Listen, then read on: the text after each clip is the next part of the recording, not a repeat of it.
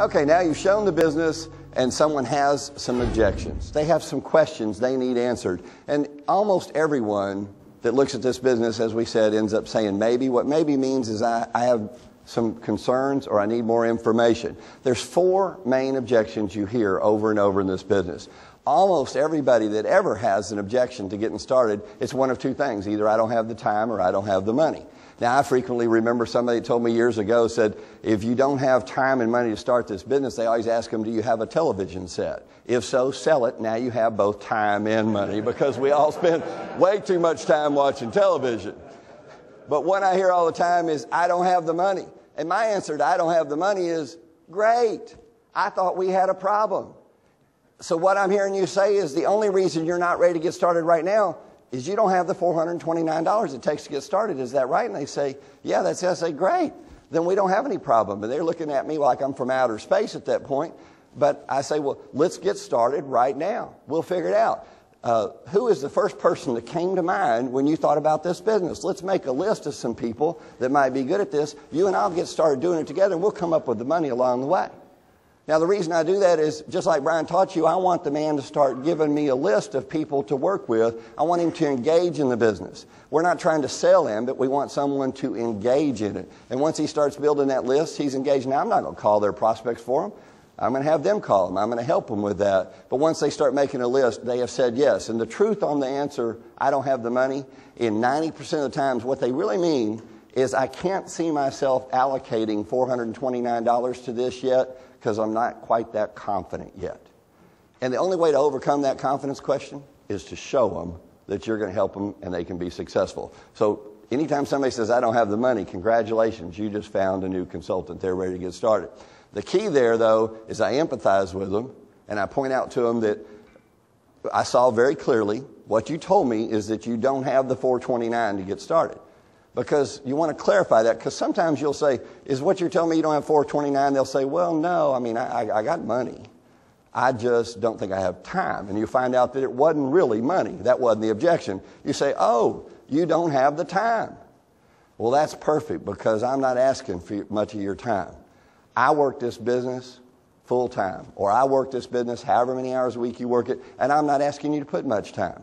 I'm just asking you to sit down for the next few minutes with me and let's make a list of some people that you think might be pretty good at this, and I'll do most of the work. And with me doing most of the work when we first get started, you don't have to put much time into it until you're already making significant income. So who's the first person you thought of when we started looking at this business? And I go back to making the list. Because the same answer there is, oh, if you don't have the time for this, you're perfect for it. The most successful people I know in Ambit Energy are extremely busy. If somebody tells you they have a lot of time on their hands, that's usually because they're broke, right? We go back to the money question on those folks. Busy people usually are best at finding a little bit of time. So don't accept time as a no. Show them and mean it that you'll put your time into it to compensate for it to help them get started. And it's amazing, after you help somebody get started by putting a few hours yourself in, and they get that envelope that yellow envelope with a check in it, suddenly they have time to build the business. And then some people are just outright honest about it. They're what I call green people, accountants, engineers, people that just want some information. And they'll just tell you, it all sounds good, but I need more information. And I say, great. Let me get you on the phone with somebody that can answer any of your questions, because that is an outright call for a 3-way call to an expert. And I have also personally seen times when somebody says, well, I want to read all the material first. That means a lot to me. I don't argue with them. I give them my book. I haven't read it, but I'd appreciate it if they would. And they're not going to join until they read that. So sometimes it's about you supplying the information. But need more information means it's time for the 3-way call to the expert. And then a big one. Now, this one is not an objection. It's a pause button. And you hear it frequently. If you invite people to a presentation, particularly if it's a live presentation, try and get both the husband and wife to come. You have a much higher percentage of them getting started in there. I've had so many times when one spouse comes and not the other, and then that poor spouse gets excited, the one that came, and they go home and they throw this information up all over their other spouse who doesn't understand any of it. But it's a common objection because they came by themselves and they say, well, looks good. I'm ready to get started, Steve, but I need to talk to my spouse. And I say, you know what?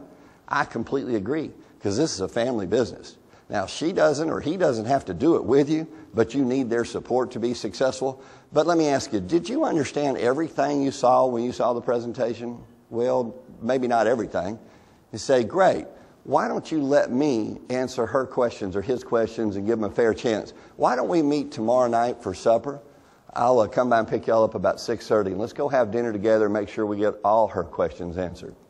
I resort to the meal. I tell you what, you can have lunch or dinner with someone, and just coming together to break bread, just coming together over a meal will put you in the right atmosphere. But the key to that is if someone says they have to talk to their spouse, I don't agree with telling them to join anyway. I tell them, yes, but let me do the talking and set another appointment for you to go show it to the spouse. Or at least, at the very least, make sure you tell them, don't try and explain this to your spouse. Here's the DVD. Go home and let her watch that, and then please put her on the phone with me and let me answer the questions. Or if I'm doing all this over the phone and I'm in Texas and they're in New York, I say, show her the Energy 526 site, show her the presentation online, and then put her on the phone with me. Fair enough. And that's what makes it happen the most.